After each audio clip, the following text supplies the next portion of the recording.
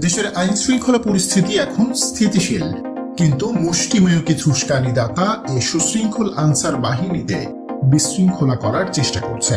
হযরত শাহজালাল আন্তর্জাতিক বিমানবন্দরে আনসার সদস্যদের কর্মবিরতিতে নিয়ে গিয়ে সমস্যায় ফেলতে ষড়যন্ত্রে লিপ্ত একটি কুচক্রী মহল। চাকরি জাতীয়করণের দাবিতে হযরত শাহজালাল আন্তর্জাতিক বিমানবন্দরে কর্মরত ৯০২ জন আনসার সদস্য কাজ না করায় বিকল্প উপায়ে কার্যক্রম চালু রেখেছে সরকার। এমন কঠিন মুহূর্তে বাংলাদেশ বিমান বাহিনীর সদস্যরা বিমানবন্দরের অধিকতর নিরাপত্তায় নিরলসভাবে কাজ করে যাচ্ছে। দেশে স্মরণকালের ভয়াবহ বন্যায় বিভিন্ন জেলার মানুষ যখন আক্রান্ত, তখন দুর্ভোগ লাঘবের পরিবর্তে আনসার সদস্যদের আন্দোলন রীতিমতো উদ্দেশ্য প্রণোদিত তা স্পষ্ট। অন্তর্বর্তী সরকার প্রয়োজনে এসব ষড়যন্ত্রকারীদের বিরুদ্ধে আইনগত ব্যবস্থা গ্রহণ করবে। ঐতিহ্যবাহী এ সুশৃঙ্খল বাহিনীর সুনাম ও ভাবমূর্তি ক্ষুণ্ণ হয় এমন কোনো কাজ না করার জন্য আহ্বান জানিয়েছে নতুন সরকার।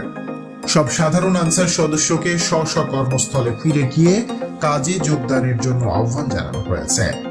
আনসারদের দাবি দেওয়ার বিষয়ে যৌক্তিক ও গ্রহণযোগ্য সমাধান পাওয়া যাবে বলে মনে করছে সরকার। বেবিচকের নিজস্ব আইকা ও সার্টিফাইড নিরাপত্তা কর্মকর্তা, আনসার গার্ড ব্যাটালিয়ন এবং বিমান বাহিনীর সহায়তায় খুব অল্প সময় সংকট কাটিয়ে উঠেছে।